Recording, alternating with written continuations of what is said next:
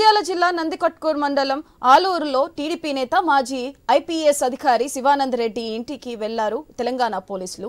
భూ వివాదం కేసులో శివానంద్ రెడ్డిని అరెస్ట్ చేసేందుకు సిసిఎస్ పోలీసులు వెళ్లినట్లుగా సమాచారం. అయితే మొదట నోటీసు ఇవ్వాలని కోరిన శివానంద్ రెడ్డి తెలంగాణ పోలీసులు నోటీసు తయారు చేస్తుండగానే వేగంగా కారు ఎక్కి వెళ్లిపోయారు. పోలీసులు అడ్డుకునే ప్రయత్నం చేయగా వారికి దొరకకుండా తప్పించుకుని వెళ్లిపోయారు. హైదరాబాద్ భూ కబ్జాకు సంబంధించి క్రైమ్ నంబర్ 194 కేసులో సిసిఎస్ పోలీసులు ఆయన్ను అరెస్ట్ చేసేందుకు వెళ్లారు. మరోవైపు పోలీసుల రాకతో టీడీపీ శ్రేణులు పెద్ద ఎత్తున శివానందరెడ్డి ఇంటికి చేరుకున్నారు. 2019 ఎన్నికల్లో నంద్యాల టీడీపీ ఎంపీ అభ్యర్థిగా పోటీ చేసి శివానందరెడ్డి ఓడిపోయారు. ఇదిలా ఉంటే క్రైమ్ నంబర్ 194 2022లో శివానందరెడ్డిని అరెస్ట్ చేసేందుకు సిసిఎస్ పోలీసులు ఆయన ఇంటికి వెళ్లినట్లు సమాచారం.